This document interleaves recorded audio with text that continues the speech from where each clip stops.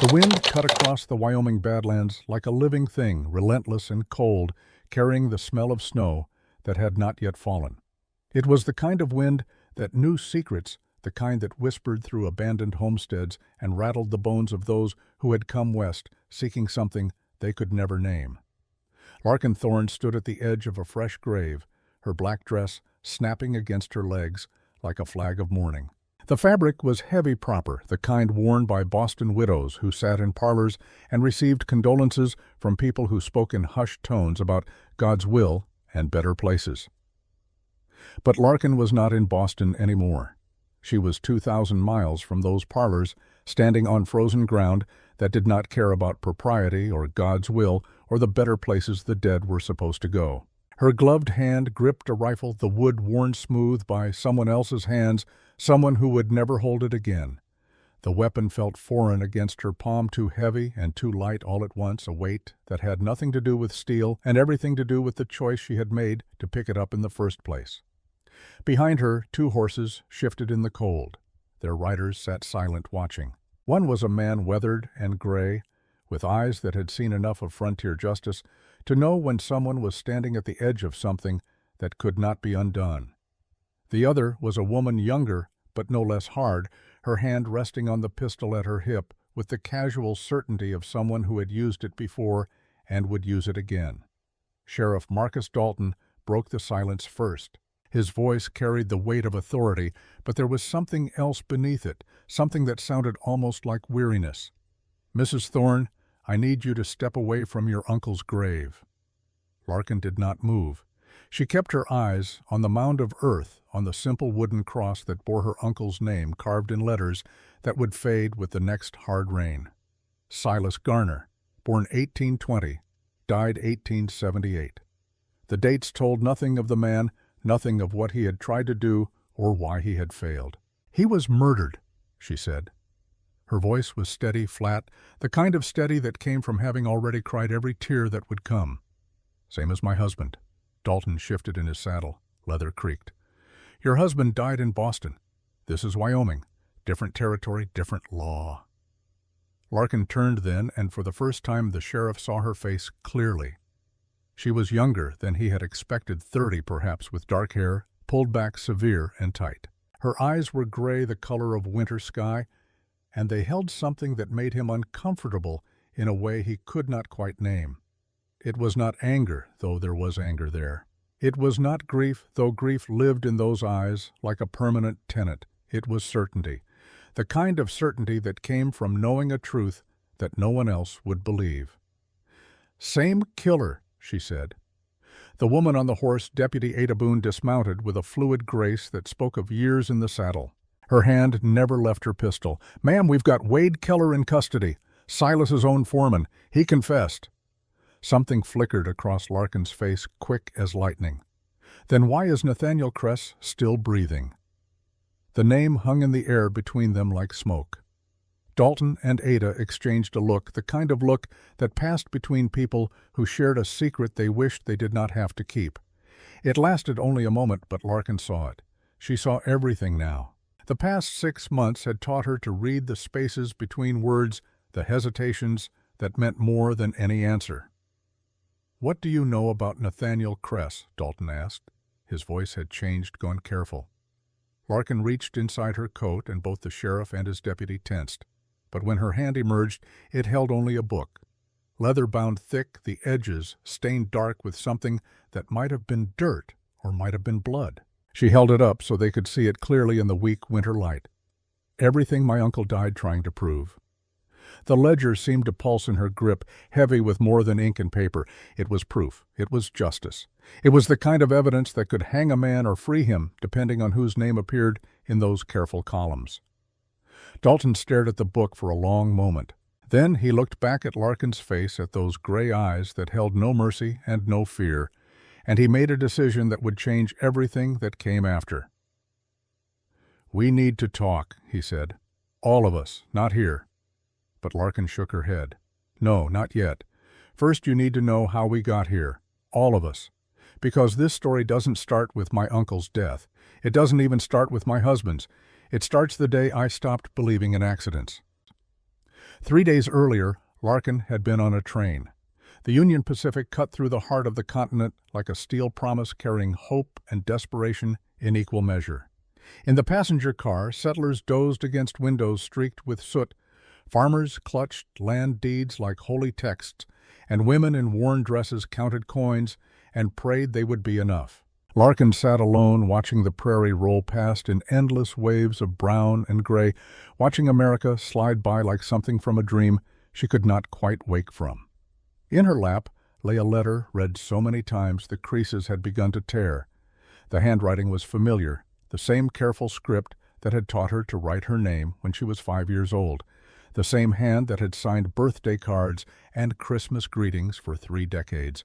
Uncle Silas, her father's older brother, the one who had gone west when she was still a child seeking fortune in a land that promised everything and delivered mostly dust. They had written over the years long letters full of weather reports and cattle prices and the small details that made up a life. She had told him when she married Elliot. He had sent congratulations and a silver tea service that probably cost more than he could afford. She had not told him when Elliot died, but somehow he had known anyway. The letter had arrived 2 weeks after the funeral, postmarked from a place called Clearwater Creek, Wyoming Territory. The envelope was thick, and when she opened it, 2 pieces of paper fell out. One was a letter. The other was a train ticket. The letter said, "I found proof Elliot didn't fall. He was pushed. Come quickly." Nothing more. No explanation, no details, just those 10 words and a ticket that would take her 2,000 miles from everything she had ever known. She should have ignored it. She should have burned the letter and the ticket. Both should have stayed in Boston, where widows were supposed to stay in the house that Elliot's death had left her living on the charity of his former business partners and the thin mercy of society's pity. But she had not burned it. She had packed a single trunk, sold what little she owned, and boarded the train west. Across from her in the passenger car sat an older woman, somewhere past 60, with silver hair and a face that spoke of kindness, worn smooth by years of practice. She wore the plain gray dress of a Quaker, and she had been watching Larkin with the quiet attention of someone who recognized suffering when she saw it. "First time west?" the woman asked. Her voice was gentle, the kind of gentle that invited truth. Larkin looked up from the letter. Yes. Running from something or running toward, it was a bold question, the kind that strangers were not supposed to ask. But there was something about the rhythm of the train, the way it carried them all forward into unknown country, that made boldness feel like honesty instead of rudeness. "Both," Larkin said, and then, surprising herself, she added, "My husband died 6 months ago. My uncle wrote to say it wasn't an accident." The woman nodded slowly as if this made perfect sense. "Death rarely is in my experience. I'm Grace Madsen, traveling to my daughter's ranch outside Clearwater Creek. Larkin Thorne." She hesitated, then offered her hand. Grace took it, her grip warm and firm despite her age. "Thorne," Grace repeated, tasting the name. "Any relation to Silas Garner runs the Sweetwater spread." Larkin's heart kicked. "He's my uncle. You know him. Know of him. Good man by all accounts, honest, keeps his word. Those are rare qualities out here." Grace paused, studying Larkin's face. "You're going to him then? To Sweetwater?" "Yes. Alone." The word hung between them. Alone.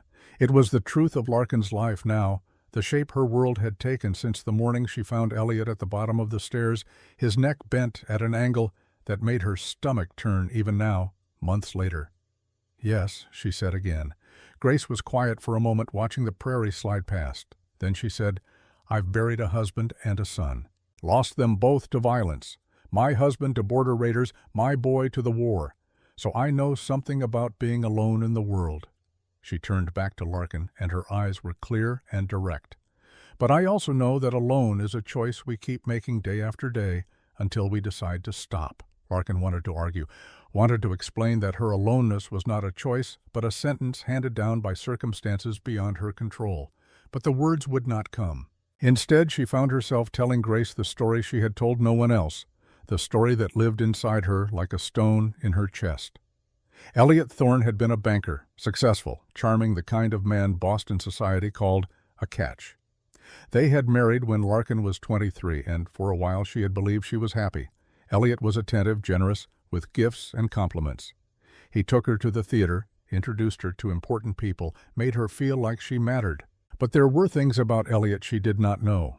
Things he hid behind closed office doors and late-night meetings with his business partner Nathaniel Kress. The morning Elliot died, he had been agitated. He told Larkin there was a problem at the bank, something serious, something that needed to be addressed immediately. He left the house before breakfast, his face pale and his hands shaking. 2 hours later, a policeman knocked on her door. They found Elliot at the bottom of the stairs in his office building. The official report said he had fallen, that his foot must have slipped on the polished wood. There were no witnesses, no signs of struggle. Just a successful banker dead at 42, leaving behind a young widow and questions no one wanted to answer. The funeral had been well attended. People spoke in hushed voices about tragedy and God's mysterious ways. Nathaniel Kress gave a moving eulogy, his voice breaking as he called Elliot his dearest friend and most trusted partner.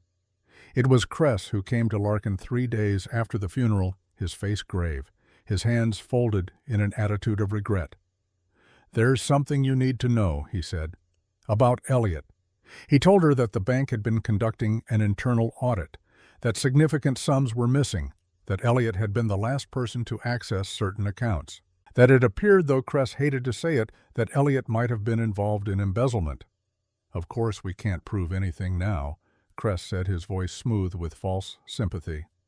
"And we wouldn't want to tarnish his memory. But there's another matter. The life insurance policy. Given the circumstances and the questions around Elliot's death, the company is hesitant to pay out." Larkin had stared at him, her mind struggling to process what he was saying. "You think Elliot killed himself because of the missing money. I'm saying there are questions, and questions make people nervous. The insurance investigator, for instance, asked me directly whether I thought you might have had any involvement in Elliot's death." The accusation was delicate, wrapped in layers of implication and concern, but it was there. Kress was suggesting that Larkin might have killed her husband. "That's absurd," she said. "I loved Elliot." "Of course you did." Kress smiled, and it did not reach his eyes. "And I told the investigator exactly that. But you understand how it looks. A young wife, a large insurance policy, a husband with financial troubles. People talk." They did talk. Within a week, Boston society had convicted Larkin in the court of whispered rumor. She saw it in the way women crossed the street to avoid greeting her, in the way invitations stopped arriving, in the way her own banker began asking pointed questions about her accounts. No charges were ever filed. There was no evidence, after all, nothing but Kress's careful insinuations and the insurance company's refusal to pay. But Larkin became a pariah anyway, the widow who might have murdered her husband, the woman who could not be trusted. She had been preparing to leave Boston to go anywhere that did not know her name when Silas's letter arrived. Grace Madsen listened to all of this without interrupting, her face calm and attentive. When Larkin finished, when the words finally ran dry, Grace reached across the space between their seats and took Larkin's hand. "This Nathaniel Kress," she said. "He's the one your uncle mentioned, isn't he? The one connected to Elliot's death." Larkin nodded. "Silas wrote that he had proof, evidence that Kress killed Elliot and framed him for the embezzlement. And you believe him, your uncle?"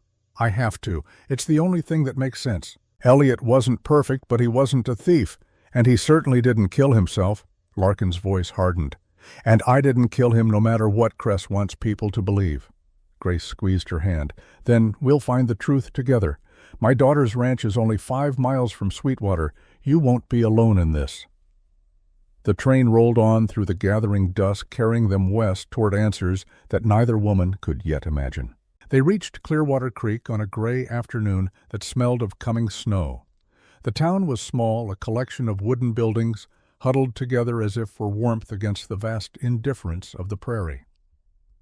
A single main street ran between false-fronted stores and a church with a crooked steeple. At the far end, Larkin could see the railway depot, the telegraph office, and the sheriff's building with its barred windows. Grace's daughter met them at the station, a sturdy woman in her 30s with work-roughened hands and a smile that transformed her plain face into something luminous. She embraced her mother, then turned to Larkin with cautious curiosity. "This is Larkin Thorne," Grace said. "Silas Garner's niece. She'll be staying at Sweetwater." Before the daughter could respond, a man appeared at the edge of the platform. He was young, perhaps 26, with the lean build of someone who worked with his hands and the sun-darkened face of someone who spent his days outside. He wore work clothes patched and worn, and his hat was pulled low against the wind. When he saw Larkin, he stopped. Something crossed his face, quick and complicated. "Mrs. Thorne." His voice was rough, unused to speaking. "Yes." He removed his hat, and she saw that his eyes were red-rimmed, as if he had been crying or had not slept in days. "I'm Wade Keller, foreman at Sweetwater. I'm sorry, ma'am. Silas asked me to meet you if you came, but there's been an accident." The word accident hit Larkin like a fist. She felt Grace's hand on her arm steadying. "What kind of accident?" Her voice sounded distant, not her own.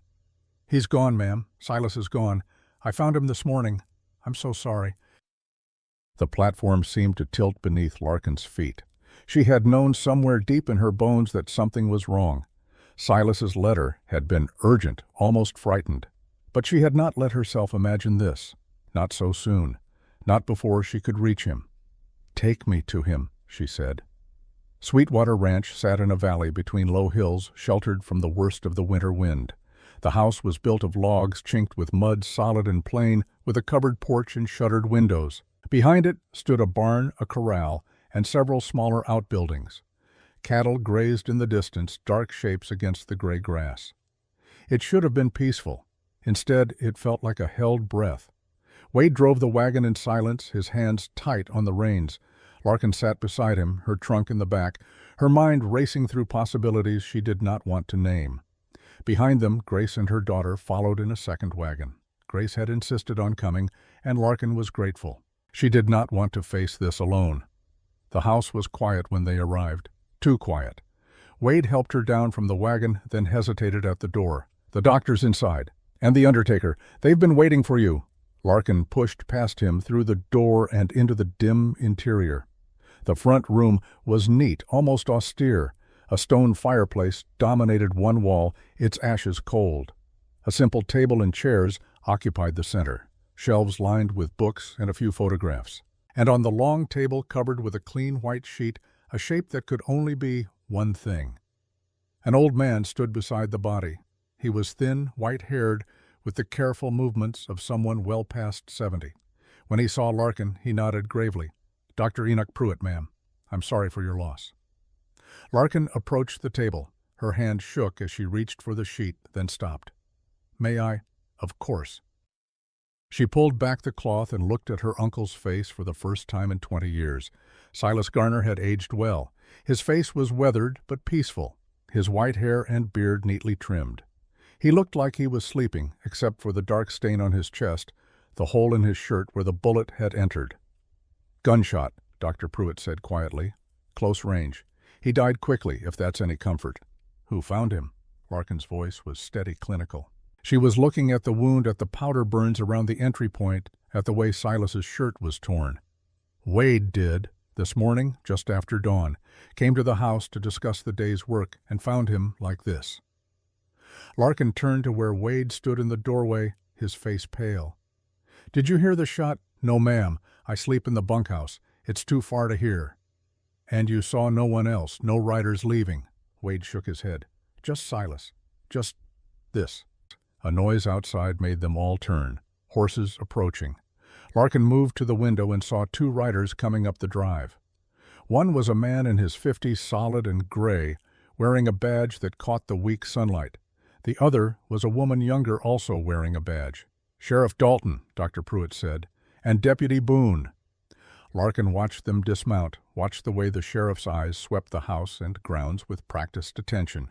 This was the law in Clearwater Creek, the law that would decide what happened next. Sheriff Marcus Dalton entered the house with the quiet authority of a man who had walked through many doors and seen many bodies.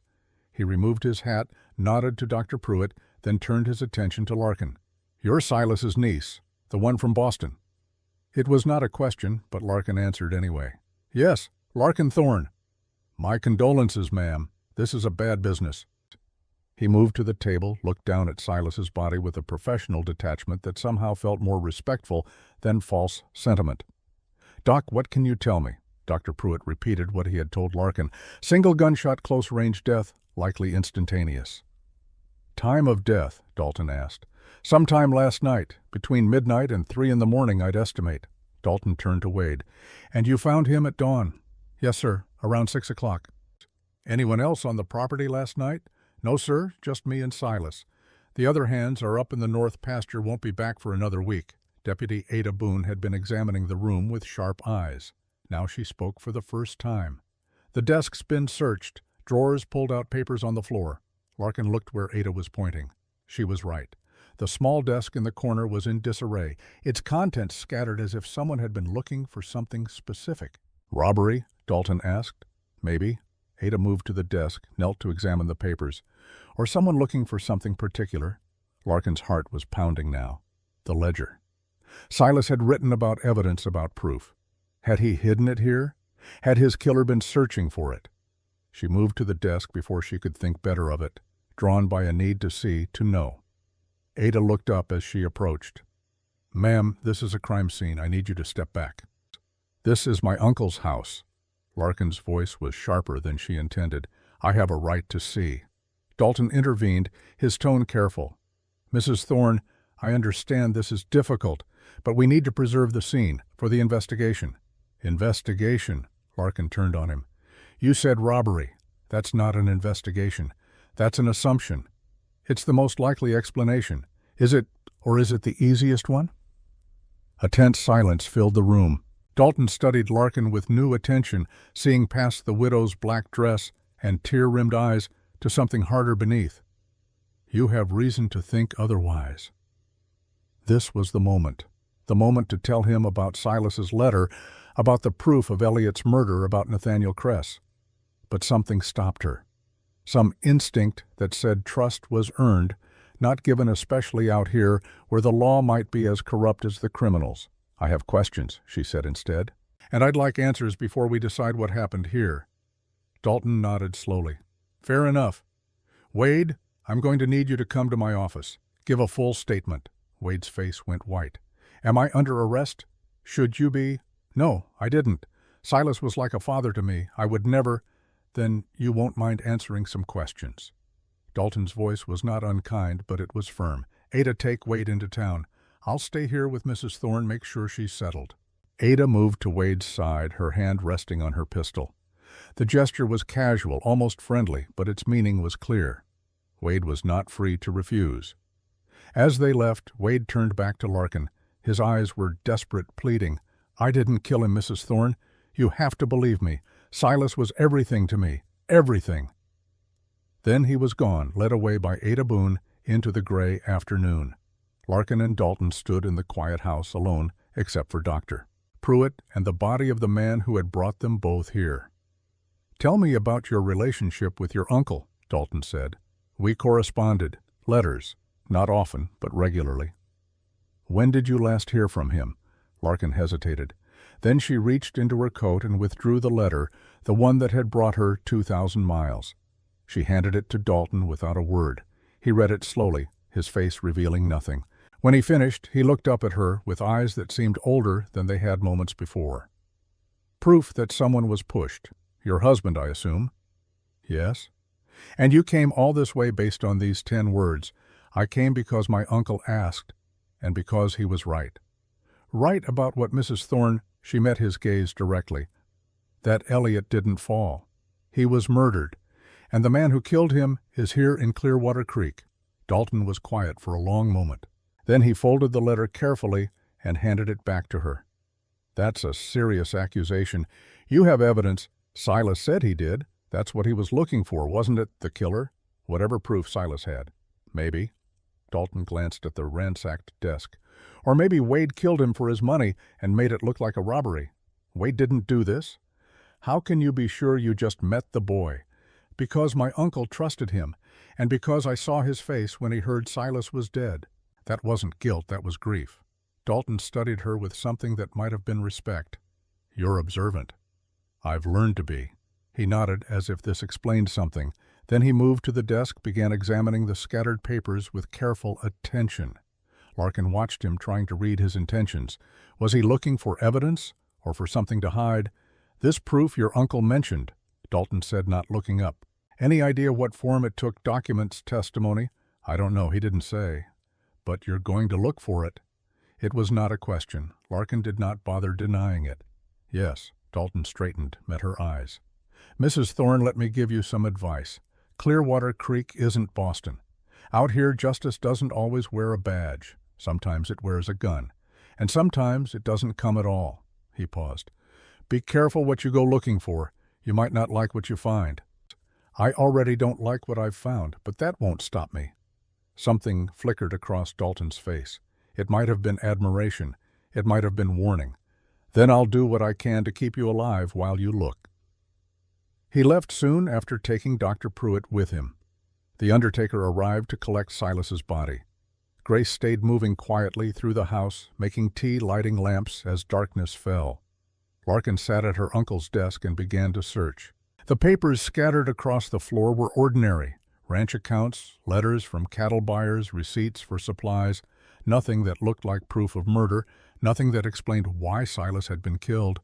But there was a drawer that would not open, locked, the keyhole small and precise. Larkin searched for the key, going through Silas's pockets, checking the desk, looking under furniture. Nothing. Whoever had ransacked the desk had either not noticed the locked drawer or had not been able to open it. She found a knife in the kitchen, slid the blade into the drawer's seam, and pried. The wood splintered, but held. She tried again, harder this time, and the drawer gave way with a crack that sounded too loud in the quiet house. Inside was emptiness. Whatever had been there was gone. Larkin sat back, frustration and grief washing over her in equal measure. Silas had hidden something in this drawer, something important enough to lock away, and someone had taken it before she could arrive. Unless... She reached into the drawer again, felt along the bottom and sides. Her fingers found a small irregularity, a seam in the wood. She pressed, and a false bottom lifted away.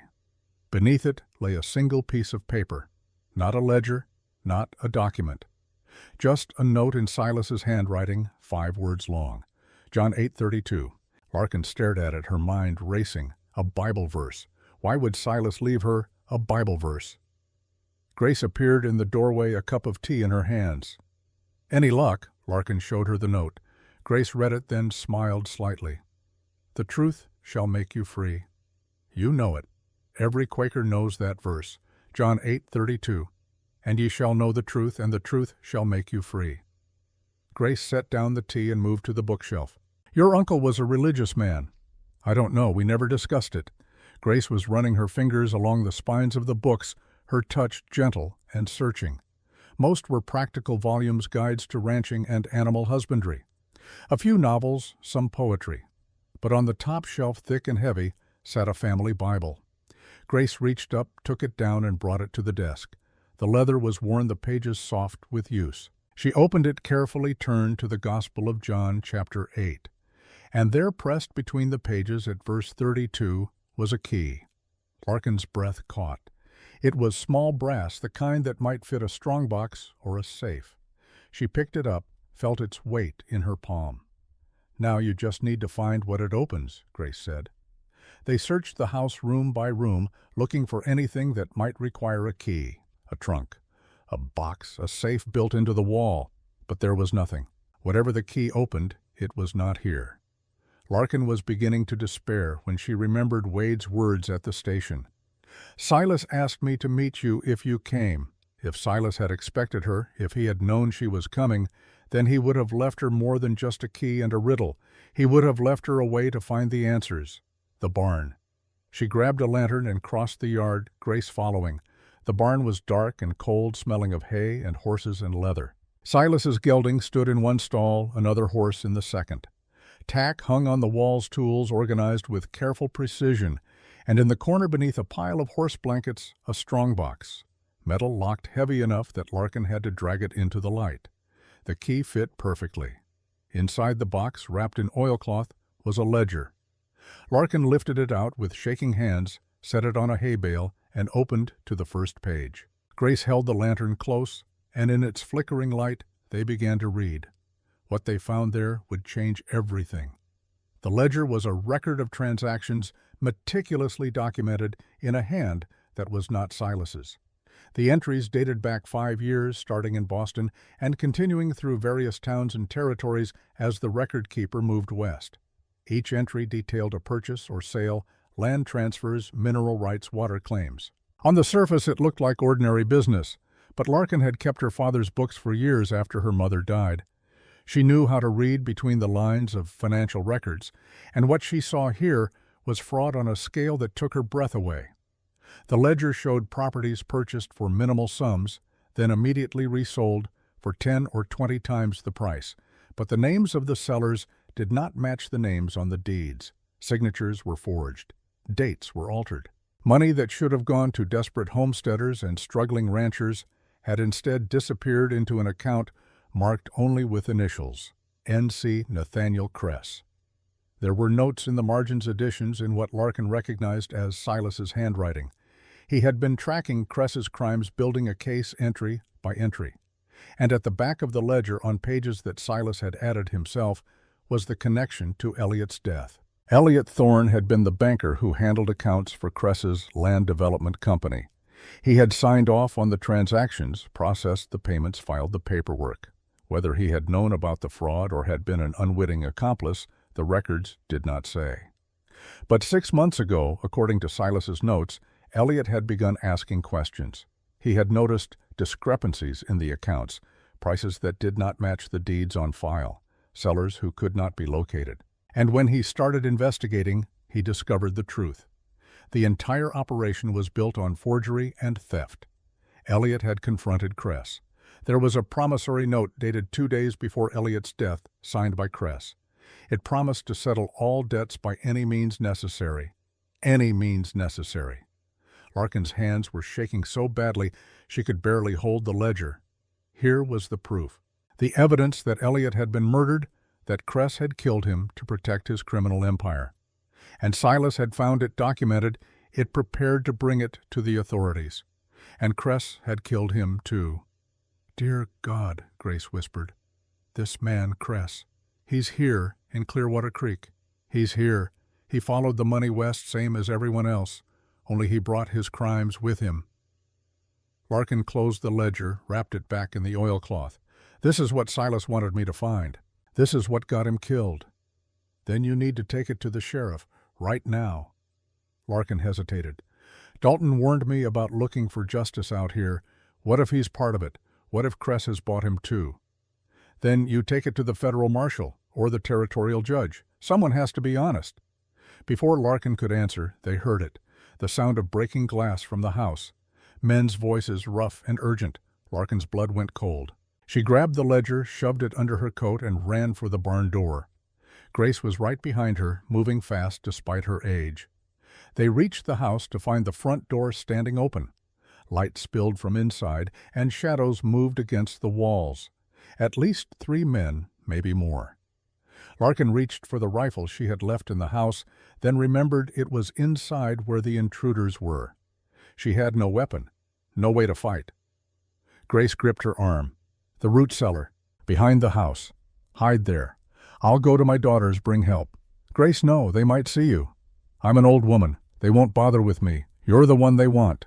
Grace squeezed her arm once hard. "Go, now." Larkin wanted to argue, but there was no time. She ran around the side of the house, found the root cellar doors set into the ground, and pulled them open. The steps down were steep and dark, but she did not hesitate. She climbed down, pulled the doors shut above her, and crouched in the blackness among the shelves of preserved food and seed potatoes.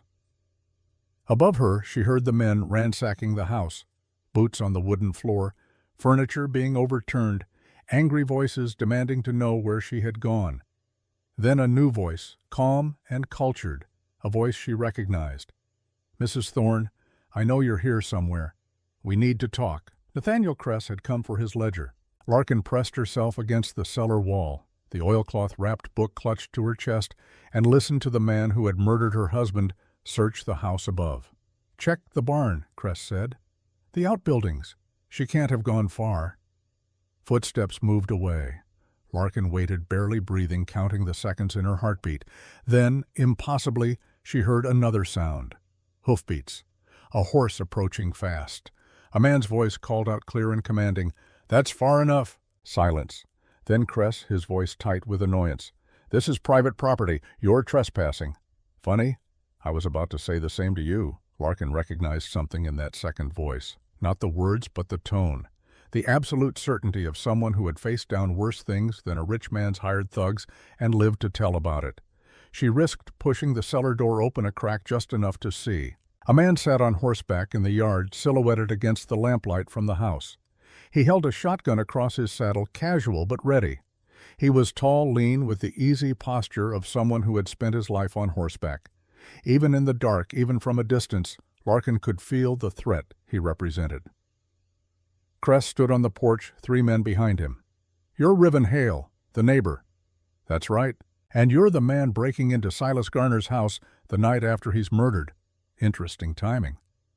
"I'm here at the invitation of Mrs. Thorne. She asked me to help secure her uncle's property." "Did she now?" Riven's tone suggested he did not believe a word. "Then where is Mrs. Thorne?" "Inside, resting. The day has been difficult for her." "I'd like to hear that from her, if you don't mind." Cress smiled, and even in the dim light Larkin could see it was not a pleasant expression. "I'm afraid she's not receiving visitors. Perhaps tomorrow. Perhaps now." Riven did not raise the shotgun, but his hands shifted slightly, a movement that spoke of readiness. "Call her out, Cress, or I start making noise that'll bring half the county running." For a long moment the 2 men stared at each other across the yard. Then Cress made a small gesture, and his men stepped back. "It seems we're at an impasse." Cress's voice was tight. "Very well. We'll return tomorrow when Mrs. Thorne is feeling more herself." He descended the porch steps, moving toward his horse with controlled fury. "Give her my regards, Mr. Hale.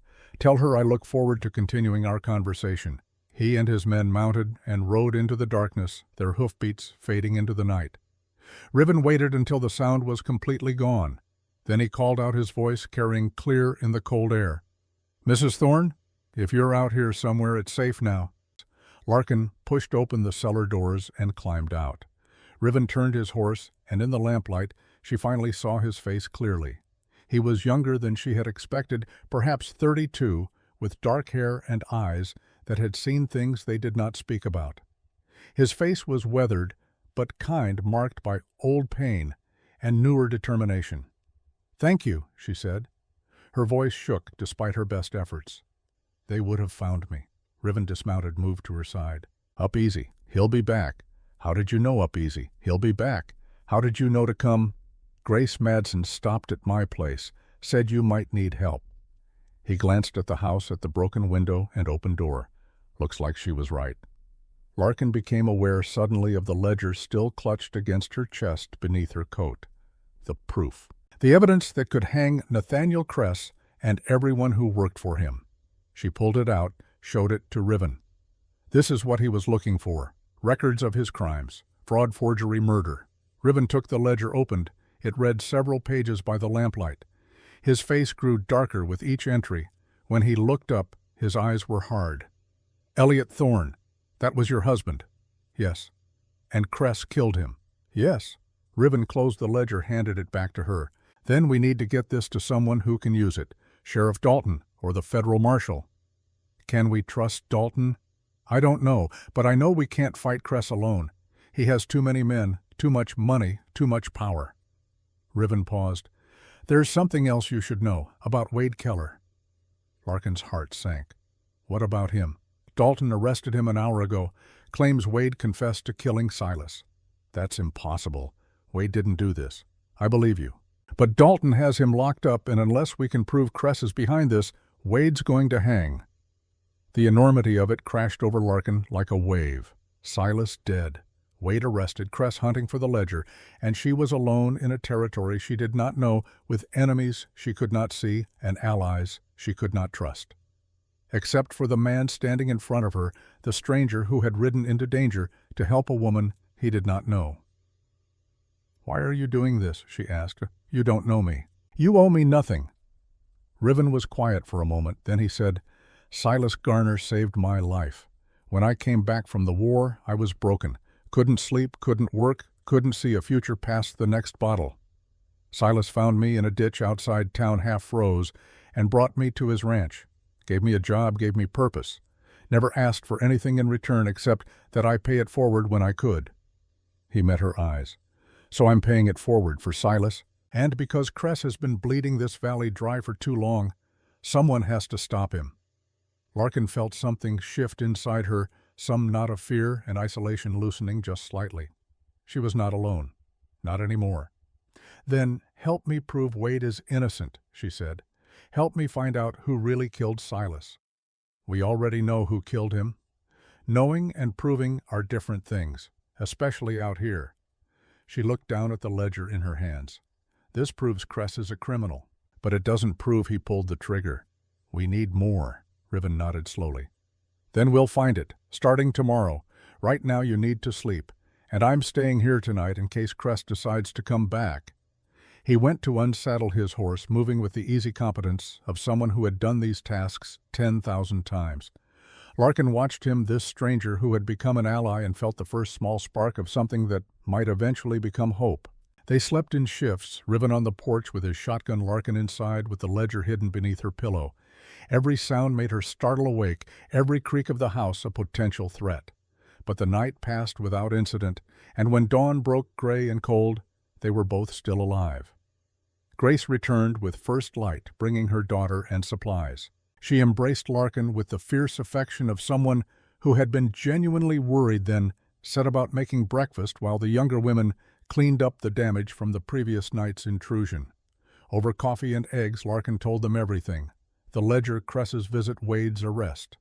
Grace listened with growing anger, her Quaker pacifism warring with a mother's protective fury. That boy didn't kill anyone, she said. I've known Wade Keller since he was 16. He's gentle as a lamb. We need to prove it, Larkin said, but I don't know how. The sheriff has Wade's confession. A confession can be forced. This from Grace's daughter, Sarah, a practical woman who had lived on the frontier long enough to know that justice and law were not always the same thing.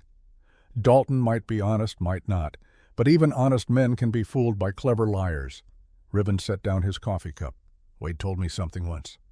Said Silas kept a journal, wrote in it every night.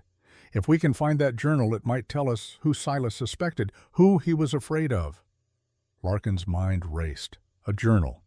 She had searched the house, but not thoroughly, not with the knowledge that she was looking for something specific. Where would he keep it? Someplace private. Someplace he felt safe.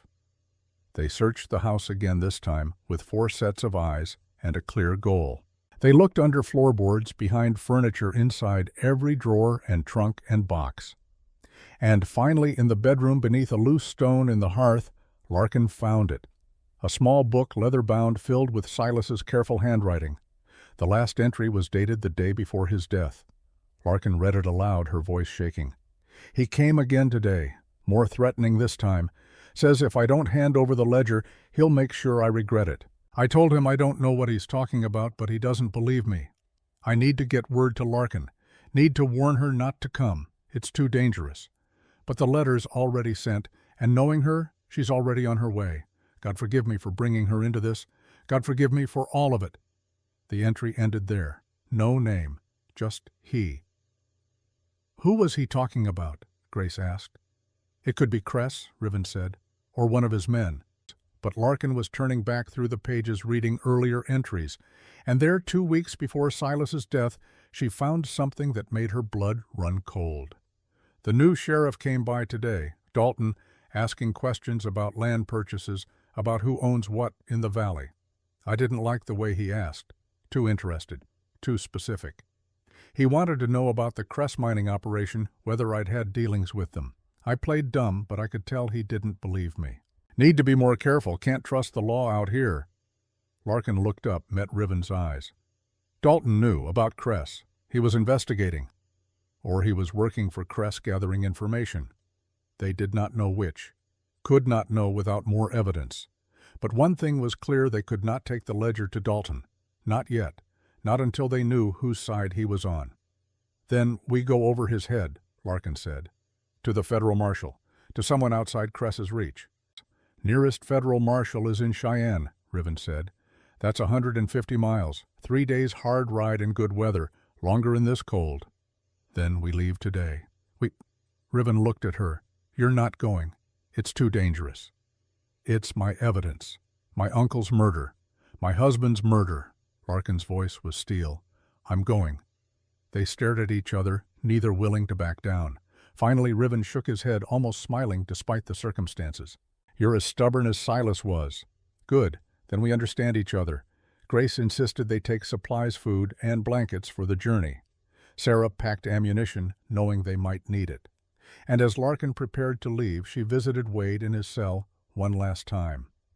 The jail was small, just 3 cells in the back of the sheriff's office. Wade sat on a narrow cot, his head in his hands. When he saw Larkin, he stood quickly, hope and despair warring on his young face. Mrs. Thorne, did you find it, the proof? I found it. The ledger and Silas's journal. I'm taking them to the federal marshal in Cheyenne. Wade's shoulders sagged with relief. Then they'll let me go once they know the truth?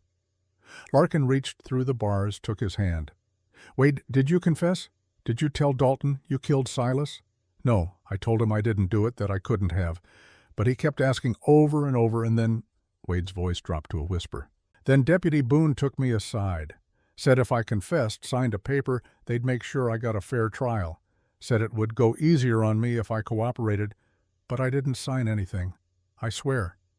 Did anyone else visit you? Anyone besides Dalton and Boone? Wade hesitated, then nodded. Last night, late.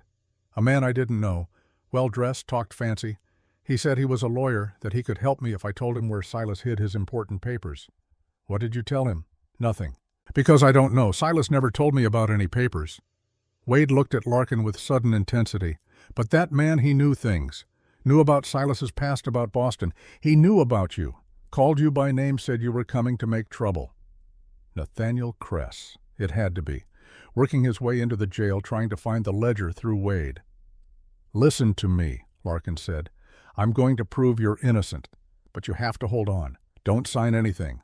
Don't talk to anyone except Dalton or Deputy Boone. And don't give up hope. Mrs. Thorne. Wade's voice cracked. If something happens, if I don't make it out of this, I want you to know Silas was proud of you. He talked about you all the time, said you were the smartest person he knew, that you could do anything you set your mind to. Tears burned Larkin's eyes.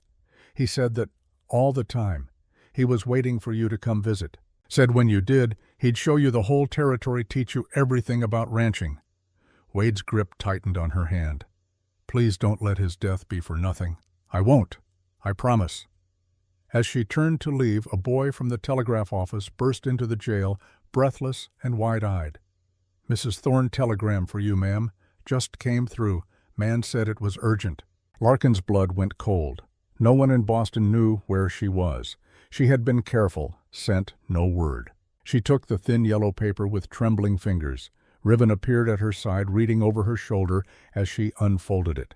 The message was brief, typed in the impersonal block letters of telegraph code. Mr. S. Thorne, stop. I know what you did to Elliot. Stop. I know what Silas hid for you. Stop. The ledger proves nothing without living. Witnesses, stop. And dead women tell no tales, stop. Regards, Nathaniel Kress. The paper shook in her hands. Kress had known all along. Known she was coming, known about the ledger, known everything. This was not just business. This was a death threat delivered through official channels. He's threatening you directly, Riven said, his voice tight with anger. In writing. Through the telegraph. No. Larkin folded the telegram carefully, tucked it inside her coat next to the ledger. He's confessing. This proves he knew about Elliot's death before I arrived. Knew about the evidence Silas collected. A telegram is official record, filed, time-stamped. It can be used in court. Riven's eyes widened. He just made a mistake. A fatal one. Larkin's voice was steel. And we're going to make him pay for it. She left the jail and found Riven waiting with 2 horses, his and Silas's gelding. They rode out of Clearwater Creek as the sun broke through the clouds, heading east toward Cheyenne and whatever justice they could find there. Behind them, in his cell, Wade Keller sat alone and prayed that Larkin Thorne was as capable as Silas had believed. And in his office above the jail, Sheriff Marcus Dalton stood at the window and watched them ride away. He did not try to stop them. did not call out or send deputies after them. He simply stood and watched, his face unreadable, as the widow and the war veteran disappeared into the vast Wyoming morning. In his hand he held a telegram that had arrived that morning. It was from the federal marshal's office in Cheyenne. 2 words only. "They know." Dalton crushed the paper in his fist and turned away from the window. Whatever was coming, it was coming fast. And he would have to decide very soon which side of the law he wanted to be on when it arrived. The prairie stretched endlessly in all directions, a sea of frozen grass that turned silver under the weak winter sun. Larkin and Riven rode east, their horses' breath coming in white plumes, the leather of their saddles creaking in rhythm with the hoofbeats. Behind them, Clearwater Creek disappeared into the distance, swallowed by the vast indifference of the Wyoming Territory. Larkin clutched the reins with hands that had gone numb hours ago. She had never ridden this long, this hard. Her thighs ached. Her back, screamed, every bone in her body protested the endless, jarring motion. But she did not complain. Could not complain. Wade Keller sat in a cell waiting for her to save him, and Silas lay in the ground unavenged. Pain was nothing compared to that. Riven rode slightly ahead, his eyes constantly scanning the horizon. He had not spoken since they left town, his attention focused entirely on the landscape around them. Larkin had learned in their brief acquaintance that he was a man who chose his words carefully, who trusted silence more than empty conversation. It should have made her uncomfortable, this quiet intensity, but instead she found it steadying. Riven Hale was not a man who would promise what he could not deliver. By midday they stopped to rest the horses and eat the food Grace had packed. Cold biscuits and jerky washed down with water from a creek so cold it made Larkin's teeth ache. They sat on a fallen log, not speaking, watching the horses graze on the sparse winter grass. Finally Riven broke the silence. "We're being followed." Larkin's hand froze halfway to her mouth. "Are you certain?" "2 riders, maybe 3. Been keeping pace since we left town, staying just out of sight." He nodded toward a ridge about a mile behind them. "They'll show themselves eventually. Question is whether they're Cress's men or Dalton's. Does it matter? Might. Dalton's men would try to arrest us, take us back. Cress's men would just kill us and take the ledger." Riven finished his biscuit, stood, and stretched. "Either way, we can't outrun them, not with the horses already tired." "Then what do? We don't go to Cheyenne, not directly. Too predictable." Riven helped her to her feet, his hand warm even through her glove. "There's a place north of here about 10 miles. Belongs to Grace's daughter. Small homestead out of the way. We can shelter there, let whoever's following us pass by. And if they don't pass by, then we deal with them." His hand moved to the rifle on his saddle, a gesture so natural it spoke of long practice, one way or another. They rode north, angling away from the main trail to Cheyenne. The land grew rougher, broken by gullies and rocky outcroppings that offered cover but also concealed potential threats. Larkin's nerves stretched tighter, with each mile her eyes darting to every shadow, every movement in the peripheral vision. The homestead appeared just as the sun began its descent toward the horizon, a small cabin weathered but solid with a barn and corral. Smoke rose from the chimney, a sign of life that felt almost miraculous in this empty landscape. Sarah, Grace's daughter, emerged as they rode up. She took in their exhausted faces the way Riven kept looking back over his shoulder and asked no questions. "Inside, both of you. I'll see to the horses." The cabin was warm, almost stifling after hours in the cold. A fire burned in the stone hearth, and the smell of cooking stew made Larkin's stomach clench with sudden hunger. But there was something else, something that made her stop just inside the door. A girl sat in the corner, so still and quiet that Larkin had almost missed her. She was young, perhaps 17, with blonde hair pulled back in a severe braid. She wore a high-necked dress despite the warmth of the room, and her hands were folded in her lap with a precision that spoke of deliberate control. But it was her eyes that caught Larkin's attention. They were old eyes that had seen things no 17-year-old should ever witness. "This is Mercy," Sarah said quietly. "My mother's granddaughter. She's been with us 2 years now." Larkin started to offer a greeting, but Mercy did not look up, did not acknowledge her presence at all. Just sat in her corner, hands folded, eyes fixed on something only she could see. "She doesn't speak," Sarah continued, her voice gentle. "Not since she came to us, but she understands everything. Don't you?" "Mercy." The girl's eyes flickered just for a moment. The barest acknowledgement. Larkin felt a chill that had nothing to do with the winter cold. She had seen that look before in the mirror in the weeks after Elliot's death, when the accusations had started. The look of someone who had learned that the world was not safe, that trust was a luxury they could no longer afford. Riven entered, then his face grim. 3 riders coming up the valley, about 2 miles out. Sarah moved to the window, her hand going to a rifle propped beside the door. "Cress's men. Don't know yet, but I'm not waiting to find out." Riven turned to Larkin. "The ledger. Where is it?" She pulled it from inside her coat, the oilcloth-wrapped bundle that had become more precious than gold. Riven took it, moved to the hearth, and lifted a loose stone from the floor beside it. Beneath was a small cavity, just large enough. "Sarah's husband dug this before he died," Riven explained, placing the ledger inside and replacing the stone. "Emergency cash. Nobody knows about it except family." "And you," Larkin said. "I helped build this place, helped dig the foundation." He pressed the stone flush with the floor, tested it to make sure it did not move. "If Cress's men search the cabin, they won't find it, not without tearing up every inch of floor." The riders arrived as darkness fell. Larkin watched from the window as 3 men dismounted, their faces hard and their hands resting easy on their gun belts. She recognized one of them from the night they had broken into Silas's house. Cress's men then, not lawmen. The leader knocked on the door, his fist heavy against the wood. Sarah opened it just wide enough to see out her rifle visible in her other hand. "Help you, gentlemen. We're looking for a woman, dark hair, widow's clothes, riding with Riven Hale. Seen them. Lots of folks ride through here. Can't say I keep track of them all." The man's eyes narrowed.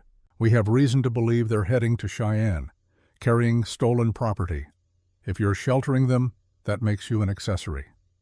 "Accessory to what? You boys' law. We work for Nathaniel Cress. He owns most of this valley, in case you forgot." "He doesn't own this land. My husband homesteaded it fair and square." Sarah's voice was steel wrapped in courtesy. "Now, if you're not law and you're not buying or selling, then you're trespassing. And out here, we take trespassing serious." The man looked past her, trying to see into the cabin. His eyes found Larkin standing in the shadows, and for a moment their gazes locked. She saw recognition flicker across his face, saw his hand move toward his gun. Then Riven stepped into view beside Sarah, his shotgun leveled at the man's chest. "She asked you polite to leave," Riven said. His voice was calm, almost conversational. "I'm asking less polite. Get on your horses and ride out. Now." The standoff lasted perhaps 10 seconds. 10 seconds that felt like hours. Then the leader stepped back, hands carefully away from his gun. "Mr. Cress is going to hear about this, about all of you harboring fugitives." "You tell Cress whatever you want," Sarah said, "but you do it from somewhere else." The men mounted and rode into the darkness, but Larkin knew they would not go far. They would watch, wait, look for an opportunity. Cress wanted his ledger back, and he was not the kind of man who gave up easily. "We can't stay here," Larkin said. "We're putting you in danger." "We're already in danger," Sarah replied. "Have been since Cress started buying up the valley. You're just giving us a reason to fight back." She set her rifle down, moved to the stove to dish out stew. "Eat. Rest. At first light, Riven can take you north through the high country. It's longer, harder, but those men won't be able to track you there." They ate in tense silence, ears straining for any sound outside. Mercy sat with them, but did not eat, just watched with those old sad eyes. After the meal, Sarah made up pallets on the floor for Larkin and Riven, then took Mercy to the small bedroom at the back of the cabin. Larkin lay in the darkness, listening to the fire crackle and Riven's steady breathing from across the room. Sleep felt impossible. Her mind raced with everything that had happened, everything still to come. Wade in his cell, Silas in his grave, Elliot's murderer still walking free. In the firelight, her young face looked. In the firelight, her young face looked ancient. Larkin sat up slowly, careful not to startle her. "Can't sleep either." Mercy shook her head. Then with deliberate movements, she began rolling up the left sleeve of her nightgown. Larkin's breath caught as the scars were revealed. Burns. Old ones, long healed but unmistakable in their pattern. Someone had held fire to this girl's skin deliberately, repeatedly. Larkin understood then, understood the silence, the stillness, the eyes that had seen too much. Without thinking, she rolled up her own sleeve, showed Mercy the faded bruises on her forearm. Different marks, different abuse, but the same language of violence. "He used to grab me there," Larkin whispered. "When he was angry, when I said something he didn't like. He never hit my face, always someplace the bruises wouldn't show." Mercy's eyes widened. She reached out her fingers, hovering just above the marks, not quite touching. "They came to our homestead," she said. Her voice was hoarse from disuse, barely more than a whisper. "Cress's men said our land was on a new survey, that we were squatting on his property. My father showed them our deed, showed them it was filed legal. They didn't care." Larkin waited, holding very still, afraid that any movement might break this fragile moment of trust. "They killed my parents, shot my father, made me watch. My mother, they—" Mercy's voice broke. "They hurt her, hurt me. Said it was a lesson about what happens to people who don't sell when Mr. Cress makes an offer. How did you escape? I didn't. They left me for dead. I crawled 10 miles through the prairie, bleeding broken. Grace found me 2 days later, more dead than alive." Mercy rolled her sleeve back down, her movements mechanical. "The man who did it, who burned me, who killed my family. His name is Cutter Boyle. He's Cress's foreman. And he's still out there, still hurting people, because men like him never get punished for what they do to people like us." The bitterness in her voice was absolute, the kind of bitterness that came from knowing the world was fundamentally unjust, and there was nothing she could do to change it. "I'm going to stop him," Larkin said. "Cress, Boyle, all of them. The ledger I'm carrying, it's proof of their crimes. It's not just about my husband anymore, or my uncle. It's about everyone they've hurt, everyone they'll hurt if someone doesn't stop them. You can't stop them. They're too powerful." "Maybe, but I have to try." Larkin took Mercy's hand, felt how cold it was. "Because if I don't, if I just run away and hide, then they've won. They've broken me the same way they broke you. And I won't give them that." Mercy was quiet for a long moment. Then she said, "I used to know how to shoot. My father taught me. Said every frontier girl should know how to protect herself." Her hand tightened on Larkin's. "I haven't touched a gun since that day. Can't make myself. But if you're going to fight them, if you're really going to try, then maybe I should remember how." "You don't have to. Fighting isn't the only form of courage." "No, but surviving isn't enough anymore. I'm tired of just surviving." Across the room, Riven spoke from his pallet. "There's a rifle in the barn. Old Henry repeater. If you want to practice tomorrow before we leave, I'll teach you." Larkin had thought he was asleep. Apparently, Riven Hale slept as lightly as he spoke, always aware, always listening.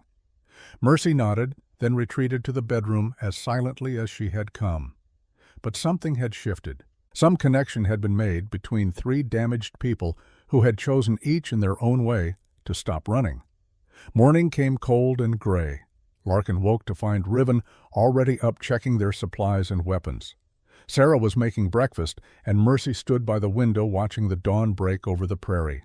After they ate, Riven took Mercy to the barn. Larkin watched from the door as he showed her the rifle, how to hold it, how to sight down the barrel. Mercy's hands shook at first, but Riven was patient, his voice calm and steady.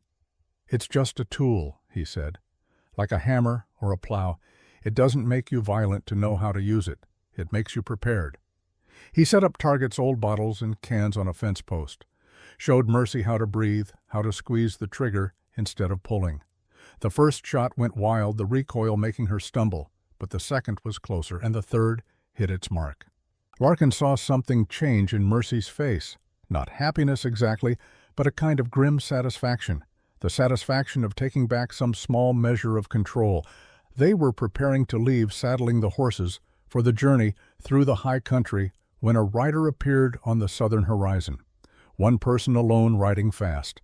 As they drew closer, Larkin recognized the horse. It was from the Clearwater Creek livery. The rider was Deputy Ada Boone. She reined in hard, her horse lathered and breathing heavy. Her face was pale, her eyes red-rimmed.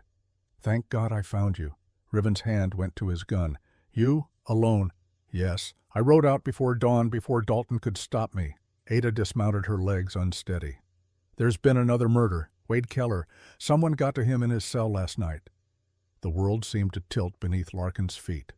Wade. The gentle young man who had loved Silas like a father who had trusted her to save him. Dead. How? The word came out strangled. They found him in Sweetwater Creek just outside town, shot in the back. Official report says he escaped custody and was gunned down while fleeing. But I saw the body. The bullet wound is wrong shot from close-range execution style. Then they dumped him in the creek to stage the scene. Dalton? Riven asked. No, Dalton wasn't even in town last night. Rode out to the Cress Ranch for a meeting, didn't get back till this morning. Ada pulled a folded paper from her coat. But I found this in Dalton's office. Ledger showing payments from Cress Mining to the sheriff's discretionary fund. Been going on for 6 months. Larkin took the paper, her hands shaking with rage and grief. Dalton's bought. Has been from the start. That's why I came. To warn you. Ada looked between them, her expression urgent. You can't trust the federal marshal either. I sent a wire yesterday asking for help. Got a response this morning saying the marshal's office has no record of any complaints from Clearwater Creek and that I should handle local matters locally. Someone intercepted the wire, Riven said. Or Cress has people in Cheyenne too. Either way, going to the federal marshal won't help.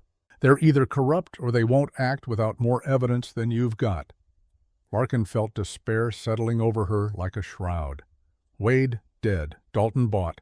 The marshal's office compromised. Every path to justice blocked. Then what do we do? She asked. Ada hesitated. Then she said, there's one more option. The territorial militia. They answer directly to the governor, not local law. If we can get evidence to them, prove that Cress has been buying judges and sheriffs, they'll come in with federal authority. Where's the nearest militia post? Fort Laramie, 3 days' ride northwest. But it's dangerous.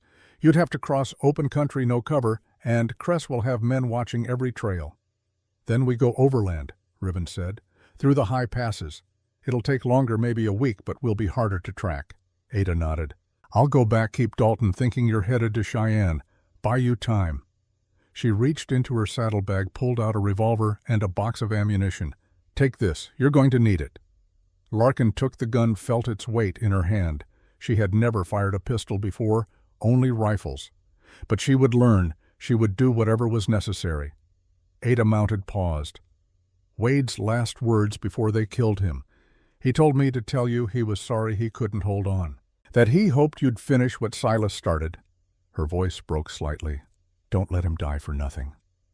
She rode south back toward Clearwater Creek and, whatever consequences, waited there. Larkin watched until she disappeared, then turned to find Riven watching her with something that might have been concern. You don't have to do this, he said. I can take the ledger to Fort Laramie. You could stay here, stay safe. Safe? Larkin laughed, the sound bitter. There's no safe anymore. Not for me, not until Cress is dead or in prison. She met his eyes. And I'm not sending you alone. We started this together. We'll finish it together. Something passed between them, then some wordless understanding. Riven nodded once, then turned to finish preparing the horses. Sarah packed them enough supplies for a week, food and blankets and extra ammunition. Mercy helped her movements, quick and efficient. As Larkin was checking the saddlebags, the girl pressed something into her hand, a small leather pouch tied with a cord. Dried herbs, Mercy whispered. For wounds, my mother taught me. She paused. Come back alive, both of you. Someone needs to make Cutter Boyle pay. They left at midday, riding north into country that grew steadily wilder and more desolate. The high passes were dangerous in winter, subject to sudden storms and temperatures that could kill an unprepared traveler. But they were also empty, unmapped, the kind of country where two riders could disappear completely. The first day passed without incident. They made camp that night in a narrow canyon, building a small fire for warmth. Riven showed Larkin how to clean and load the revolver Ada had given her, how to aim and fire. The lessons were practical focused, but there was something else beneath them, a growing familiarity, a trust being built, shot by shot. The second day brought snow, not heavy, but steady, the kind that erased tracks and turned the world into a uniform white blur. They pushed through it, following game trails and dried creek beds, navigating by Riven's knowledge of the country and a compass he carried in his pocket.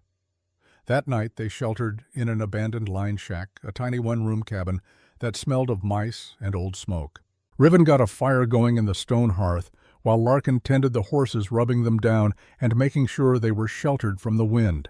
Inside, the warmth was almost overwhelming after hours in the cold. Larkin sat close to the fire, her hands shaking as feeling returned to her fingers. Riven sat across from her, his face half in shadow, and for the first time since they had met, he looked tired. Bone-tired, the kind of exhaustion that went deeper than physical exertion. "Tell me about the war," Larkin said. She did not know why she asked, only that the silence felt too heavy, too full of things unsaid. Riven was quiet for so long she thought he would not answer. Then he said, "What do you want to know? Why you can't sleep? Why you keep watch even when there's nothing to watch for?" He smiled, but there was no humor in it. "You're observant." "I've learned to be, same as you." He nodded, accepting this. Then he began to speak, his voice low and steady, as if telling a story about someone else. He had been 19 when the war started, too young to understand what he was volunteering for, old enough to be handed a rifle and sent to kill men he had never met. He had served as a scout riding ahead of the main columns, mapping enemy positions, counting artillery. It was lonely work, dangerous work. But it had suited him. He preferred solitude to the chaos of camp, preferred the clean danger of enemy territory to the murky politics of command. Then came the battle he never named, the one that broke something inside him. His unit had been ambushed, surrounded. They had fought for 2 days, no water, no food, watching friends die one by one. Riven had been one of 3 who survived. "After that I couldn't, the sounds, gunfire, men screaming, even now sometimes I hear it, like it's happening all over again."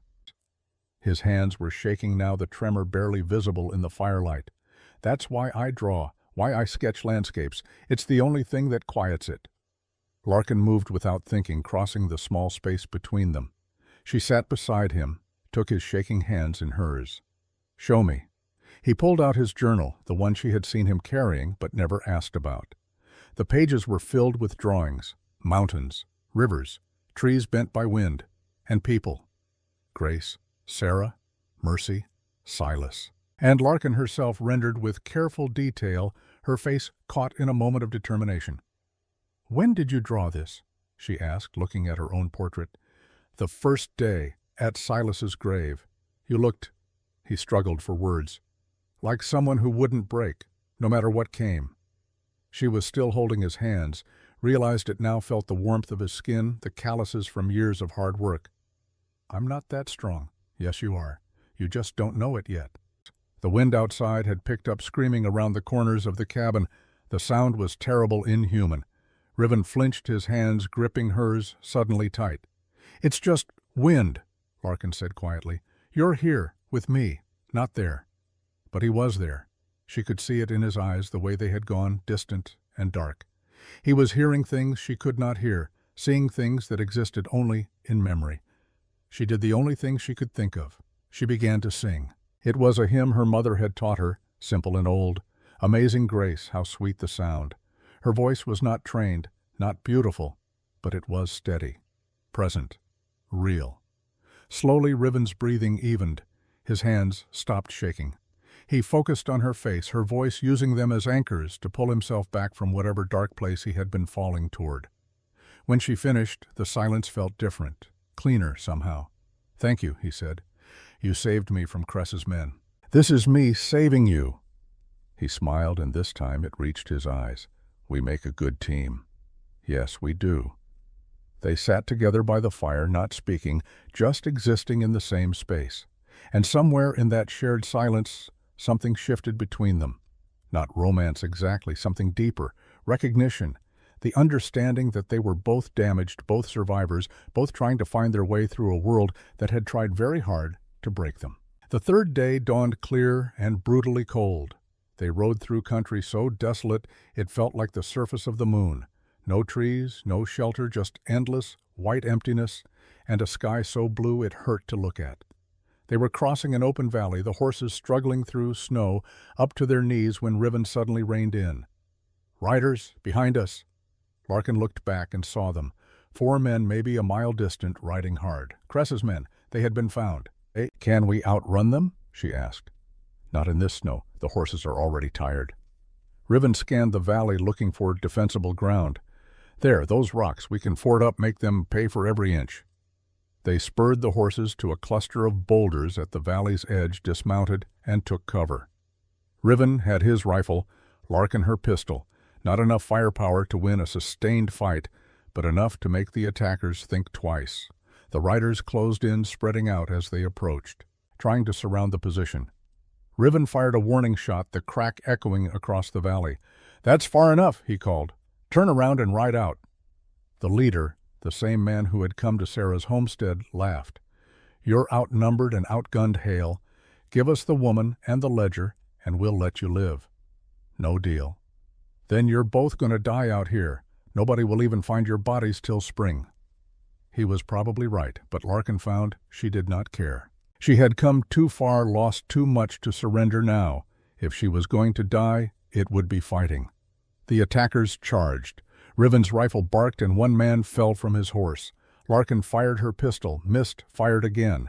The recoil was heavier than she expected, the noise deafening, but she kept firing, kept squeezing the trigger the way Riven had taught her. One of the attackers made it to the rocks, dismounting with his gun drawn. Larkin saw him coming, tried to aim, but her hands were shaking too badly. He raised his pistol, pointed it at her chest, and she shot him. The bullet took him in the shoulder, spinning him around. He felt his gun clattering on the rocks. Larkin stared at him, at the blood spreading across his coat, and felt her stomach heave. She turned away and vomited into the snow, her whole body shaking. Riven was beside her instantly. "You all right?" "I shot him. You protected yourself."